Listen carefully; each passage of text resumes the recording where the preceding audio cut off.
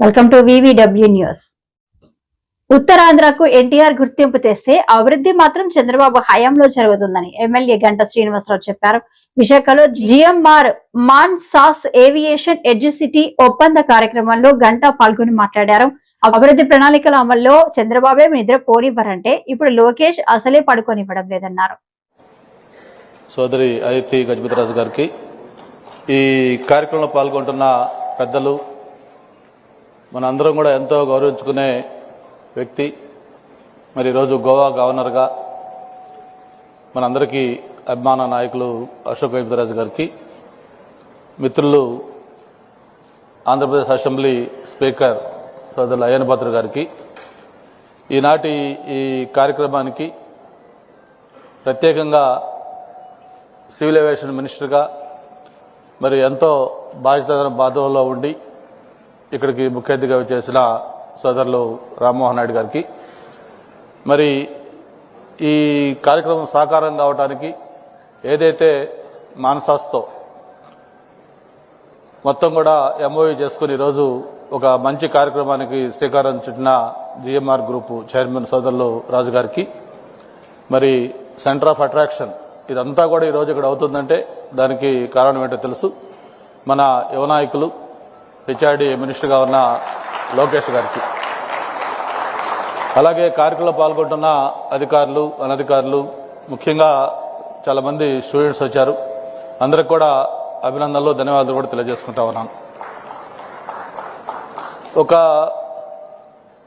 మామూలు ప్రావర్బ్ ఉంటుంది, vision with action can change the world అని.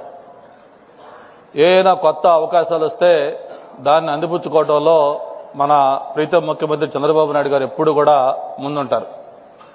మరి ఈరోజు హైదరాబాద్లో ఆ రోజు 95, 2004 దాకా కూడా ఆ 10 సంవత్సరాల్లో ఏ విధంగా హైదరాబాద్ నగరం ట్రాన్స్ఫార్మ్ అయింది, కొత్తగా ఒక నగరం సైబరాబాద్ నగరం ఆ రోజు అభివృద్ధి చెందింది.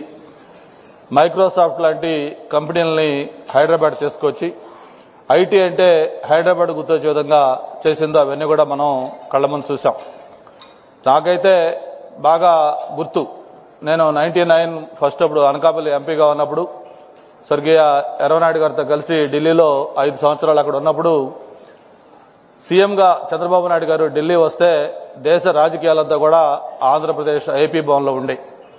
మరి ముఖ్యంగా ఆ రోజు ఆయన యొక్క దూరదృష్టి, ఐటీ కానీ లేకపోతే సివిల్ ఏవియేషన్ కానీ ఇవన్నీ కూడా ఎలా పొటెన్షియాలిటీ ఉంది, వాటి వల్ల ఏ విధంగా ఈ రాష్ట్రానికి బెనిఫిట్ జరుగుతుంది, ఇవన్నీ కూడా ఆలోచించి ఆయన చేసిన కార్యక్రమాలు చూసేవాళ్ళం.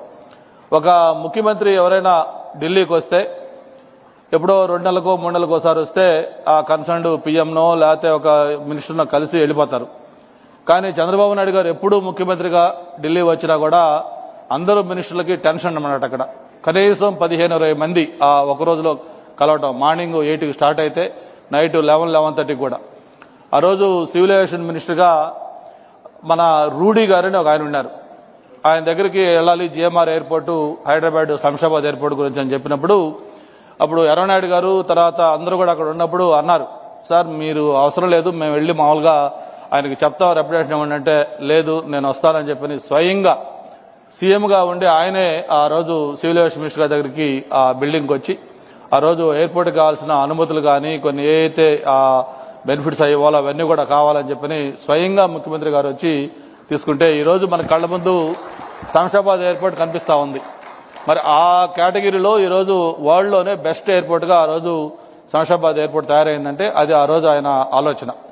మరి అలాగే ఈరోజు ఈ సివిల్ ఏవియేషన్లో ఉన్న ఆపర్చునిటీ చూస్తూ ఉన్నాం. ఏరోస్పేస్, ఏవియేషను, అలాగే డిఫెన్స్ ఇట్లన్నిటికి సంబంధించి ఒక ఏఐడి, ఒక యూనివర్సిటీ పెట్టాలని ఒక ఆలోచన వచ్చిందంటే మరి ఆయన యొక్క విజన్ ఏంటో మనం అర్థం చేసుకోవచ్చు. భారతదేశంలోనే ఇది ఫస్ట్ ఆఫ్ ఇట్స్ కైండ్. ఇంతవరకు ఎక్కడ కూడా ఇటువంటి యూనివర్సిటీ గురించి ఆలోచన లేదు. అటువంటి దీన్ని ఇక్కడ సాకారం చేసి మన భోగాపురం ఎయిర్పోర్ట్కి అనుసంధానం చేసుకుంటూ ఇక్కడ మన భీమిలి నియోజకవర్గంలో ఈ యూనివర్సిటీకి సంబంధించి ఎంఓయూ చేసుకోవటం నిజంగా ఇది ఒక గేమ్ చేంజర్గా కాబోతా ఉంది ఇక్కడ. మరి మొన్ననే మనం 12వ తారీఖున చూసాం, కాగ్నిజెంట్ ఆ రోజు దాంతోపాటు 9 ఐటీ కంపెనీలు. అంతకుముందు సమ్మిట్ అప్పుడు ఒక 7-8 ఐటీ కంపెనీలు.